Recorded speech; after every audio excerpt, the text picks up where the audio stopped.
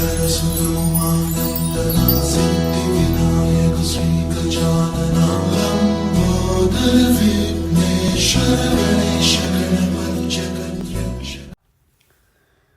శ్రీ మాత్రే నమః. ఓం శ్రీ కూష్మాండాయై నమః. నవరాత్రి ఉత్సవాలు. ఈ నవరాత్రి ఉత్సవాల్లో ఆశ్వయుజ చతుర్థి 4వ రోజు. ఈరోజు అమ్మవారిని కూష్మాండదేవి అవతారంలో ఆరాధిస్తారు భక్తులు.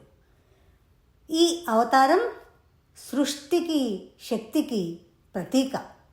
బ్రహ్మాండం అంధకారంలో ఉండగా దేవి తన చిరునవ్వుతోనే సూర్యుని సృష్టించి విశ్వానికి కాంతి ప్రసాదించిందని మన పురాణాలు చెబుతూ ఉన్నాయి. అందువల్లే ఆమెను కూష్మాండ అని పిలుస్తారు. కూష్మాండ అన్న పదం యొక్క అర్థం ప్రపంచానికి ప్రాణం, కాంతిని ఇచ్చినవారు అని అర్థం. అలాగే ఆ తల్లిని లలితా త్రిపుర సుందరీదేవి అని కూడా ఆరాధిస్తారు. లలిత ఈ పదాన్ని తిరగరాస్తే తల్లి. ఆమె ముజ్జగాలకి, 3 లోకాలకి తల్లి. త్రిపురంలో 3 లోకాలలో జీవరాశులను సృష్టించినటువంటి తల్లి. అమ్మవారు కూష్మాండ రూపంలో ఉండి లోకాల్ని రక్షిస్తూ ఉంటుంది. అమ్మను మనం మనస్ఫూర్తిగా స్మరిస్తే మన మనసు, శరీరం కూడా పులకరించిపోతాయి.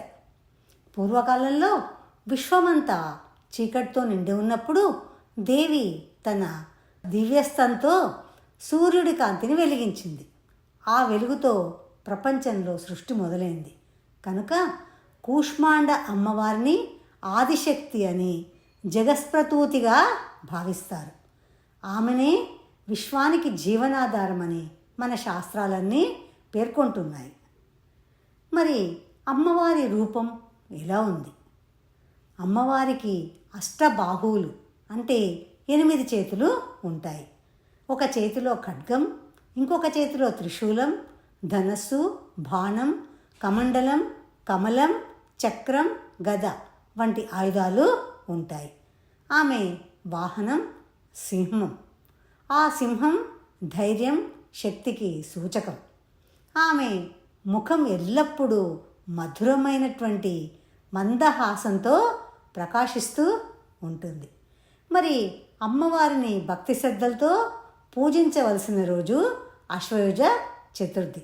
భక్తులు ఉదయాన్నే లేచి స్నానమాచరించి శుభ్రతతో పూజను ప్రారంభిస్తారు. అమ్మవారికి అక్షంతలు, పసుపు, కుంకుమ, పువ్వులు, బెల్లం, కొబ్బరికాయలతో పూజలను చేస్తారు. నైవేద్యంగా గుమ్మడికాయ వంటకాలు, పాలు, పాయసం మొదలైనవి సమర్పిస్తూ ఉంటారు. ఎందుకంటే కూష్మాండం అంటే గుమ్మడికాయ. గుమ్మడికాయ ఏ విధంగా అయితే దానిలో ఉన్నటువంటి ప్రతి విత్తనం కూడా మళ్ళీ మొలకెత్తి తీగలై పాకి మళ్ళీ సంతానాన్నిచ్చి ఎలా చేస్తుందో, అలాగే అమ్మ కూడా సృష్టిలో ఉన్నటువంటి ప్రతి జీవిని సృష్టించి వారిని బాగుపరిచి వారి రక్షణను చేస్తూ కాపాడుతూ ఉంటుంది అమ్మ. ఓం దేవి కూష్మాండాయై నమః అంటూ మంత్రాన్ని జపిస్తూ దీపారాధన చేస్తారు భక్తులు. ఈ కూష్మాండాదేవి పూజ వల్ల భక్తుల్లో ఆరోగ్యం, ఉత్సాహం, సంతోషం పెరుగుతాయి. ఆధ్యాత్మికంగా అమ్మవారి ఆశీర్వాదంతో అజ్ఞానం తొలగి జ్ఞానం వెలుగుతుంది. ఈ సూర్యకాంతి ప్రసాదంలా ఆమె కృప మన జీవితానికి సంపద, శక్తి, ఆరోగ్యాలను అందిస్తుంది. అంతేకాకుండా కోపాన్ని నిగ్రహించే శక్తి ఇస్తుంది కూష్మాండ దేవి. కోపం పాపకారణం. ఎంత జ్ఞానవంతుడికైనప్పటికీ కోపంలో అవివేకంతో ఏదో ఒక నిర్ణయం తీసుకొని తన జీవితాన్ని తానే నాశనం చేసుకుంటాడు. ఎలా అంటే తన కోపమే తన శత్రువు, తన శాంతమే తనకు రక్ష అన్నట్లుగా. అలా ఉన్నటువంటి కోపాన్ని కూడా తగ్గించి వారికి ఆలోచించే శక్తిని ప్రసాదిస్తుంది అమ్మ.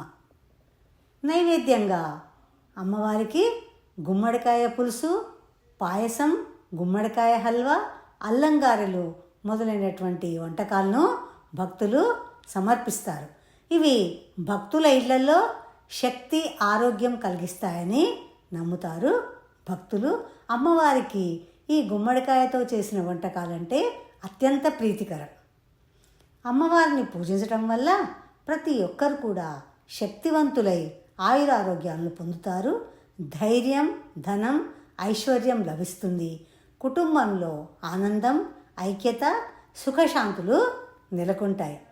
కూష్మాండాదేవి అవతారం ద్వారా భక్తులకు అనేక విషయాలు గోచరిస్తూ ఉంటాయి. ఒక్క చిరునవ్వుతోనే చీకటి తొలగిపోతుంది. కాంతి ప్రపంచమంతా విస్తరిస్తుంది. నవరాత్రి 4వ రోజు అమ్మవారి ఆరాధనతో జీవితంలో శక్తి, ఉత్సాహం, ఆరోగ్యం లభిస్తాయి. కూష్మాండ అమ్మవారు మనకు సృష్టి, శక్తి, ఆనందం, వెలుగు అనే అమూల్యమైనటువంటి వరాలను ప్రసాదించేటువంటి దైవం. నమస్కారం. ఈరోజు 4వ రోజు కూష్మాండదేవి అవతారాన్ని గురించి తెలుసుకున్నాము. రేపు 5వ రోజు స్కందమాతను గురించినటువంటి అంశాన్ని, అమ్మ స్కందమాత ఎవరు, ఎందుకు స్కందమాతగా పేరు కాంచింది, ఆ విషయాలన్నీ కూడా మనజా బలుసాని ఛానల్లో తప్పక చూడండి. నమస్కారం.